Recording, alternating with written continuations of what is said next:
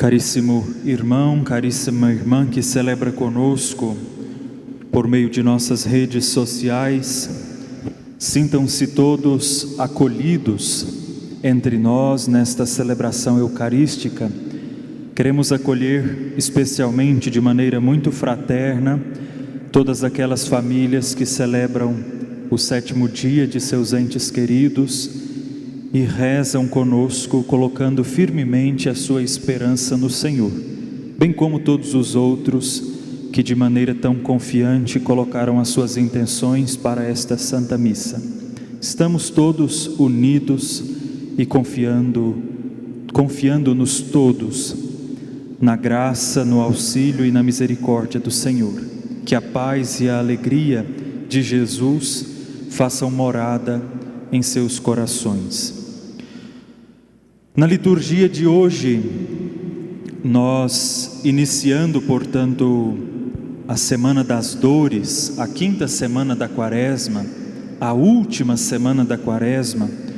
No próximo domingo celebraremos Ramos e a Paixão do Senhor. Portanto, esta Semana das Dores vai nos conduzindo agora de uma maneira direta a contemplar a paixão de Jesus e mais especialmente o sentido da entrega de Jesus na cruz, o sentido de sua paixão, de sua morte e de sua ressurreição.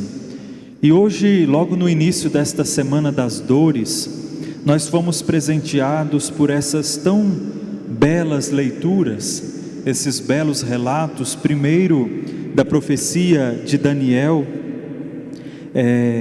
que nos relata, que nos conta a história dessa jovem Susana, que foi encurralada em uma situação que nos causa indignação.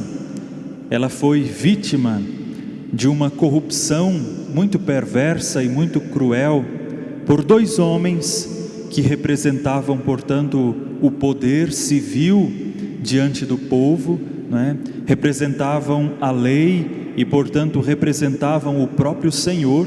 E aqueles 2 homens se aproveitaram de sua condição, se aproveitaram de seu cargo, e queriam, portanto, tirar proveito daquela jovem chamada Susana.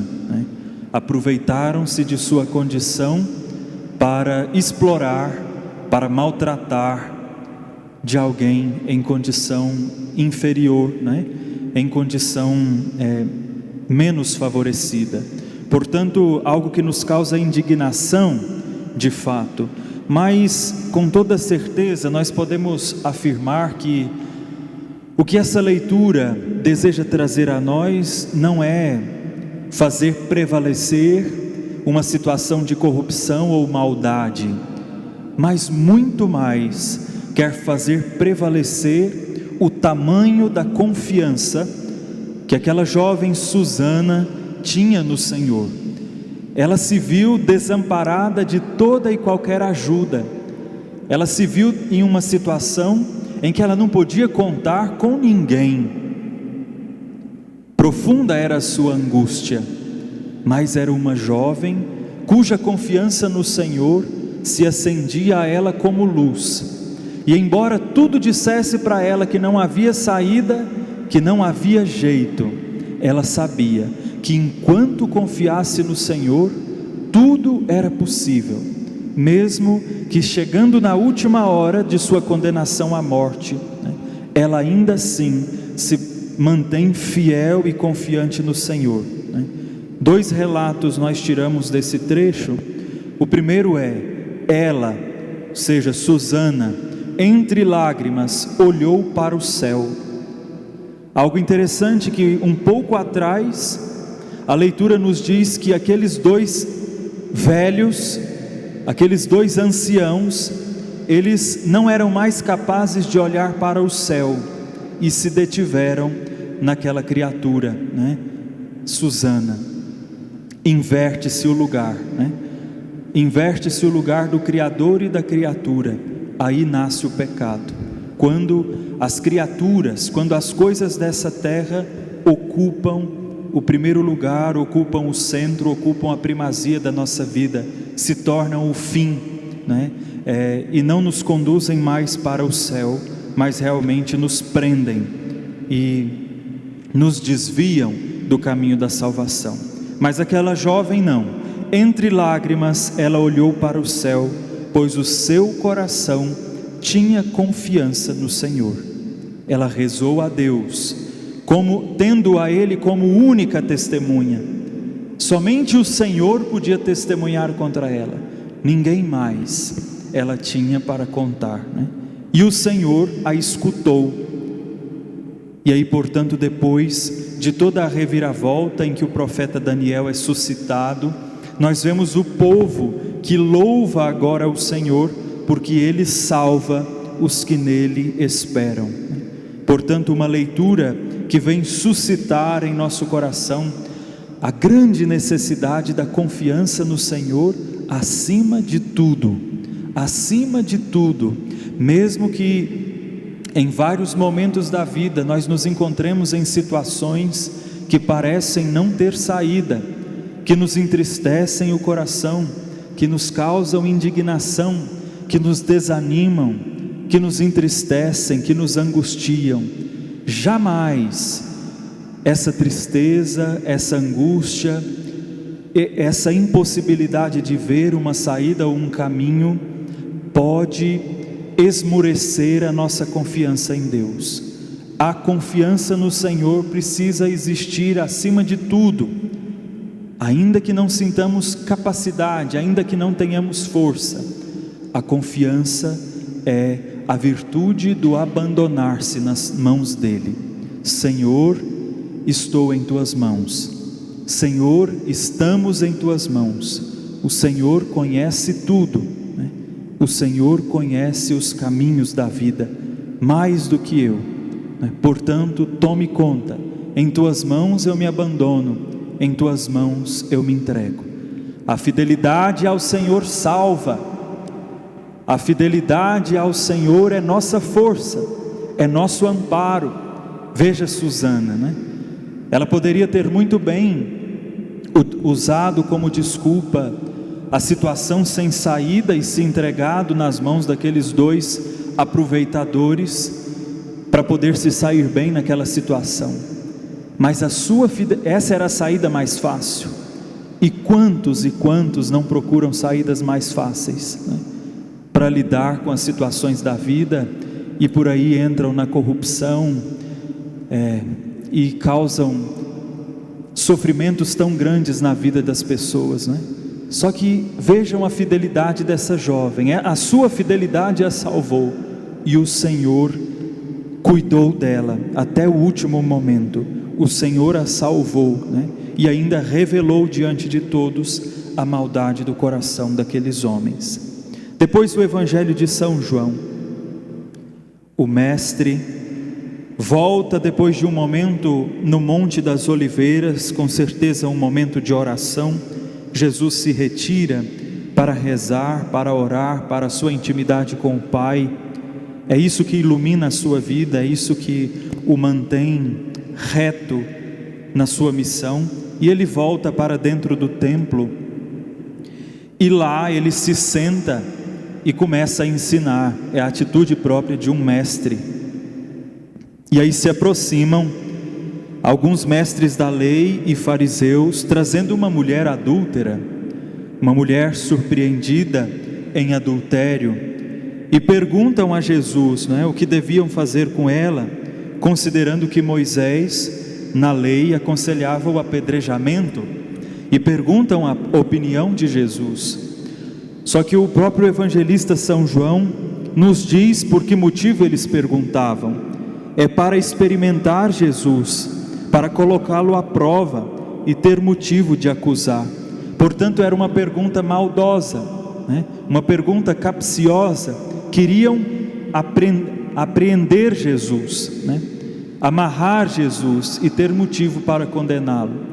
Não era uma pergunta de abertura, não era uma pergunta de alguém que gostaria de ouvir o que Jesus tinha a dizer e aprender dele, mas era uma pergunta que já tinha uma resposta pronta, né?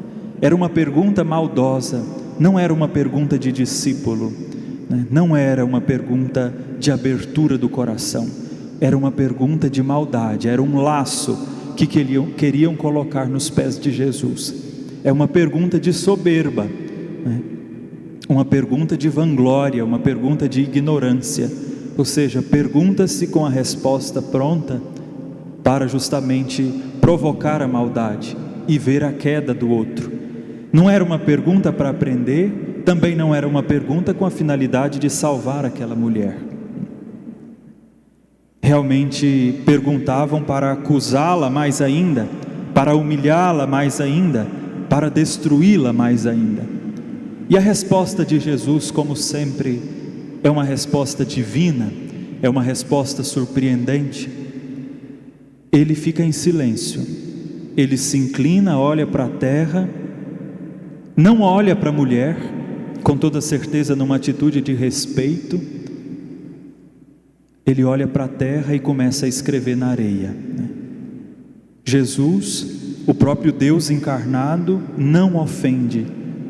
O amor não ofende. O amor quer salvar. O amor não desrespeita. O amor não destrói.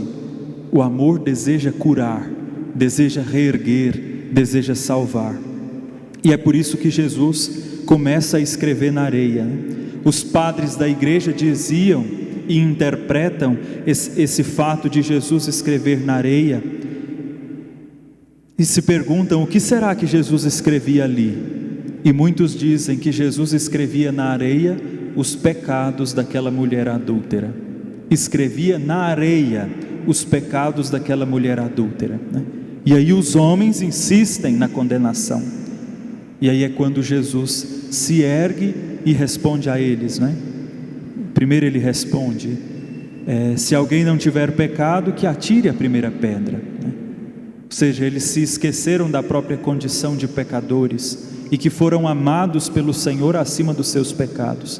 Quem se esquece do amor de Deus ofende os outros, né? Quem se esquece do amor ofende, destrói, agride, né? É isso que Jesus os tentava fazer acordar. Quem não tiver pecado, atire a primeira pedra. Lembrem-se da sua condição, né? E mesmo assim o Senhor ainda os ama, mesmo assim o Senhor ainda os quer salvar. Por que vocês agem assim com ela, né? E aí eles vão um a um indo embora. O Evangelho diz: começam com os mais velhos, né? Os mais velhos que veem a sua consciência pesada diante daquela situação e começam a sair, né? E aí Jesus olha para ela e pergunta, enfim: ninguém te condenou?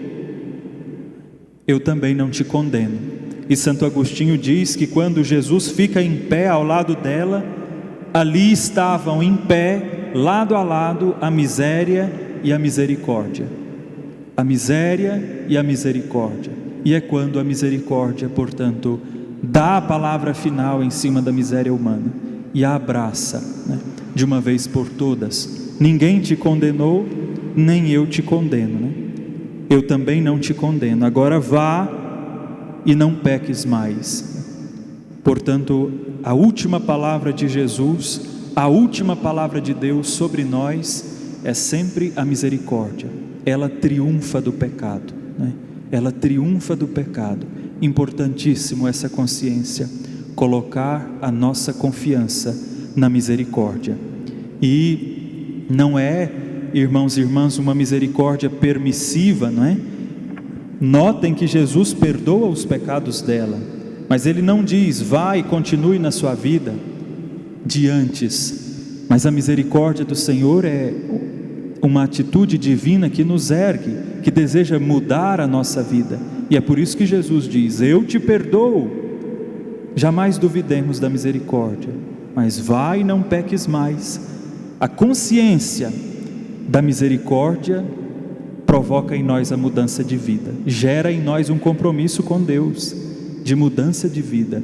Realmente me arrependo, agradeço pela sua misericórdia e dou a ela a minha vida, ou seja, dou a ela a devida importância, né?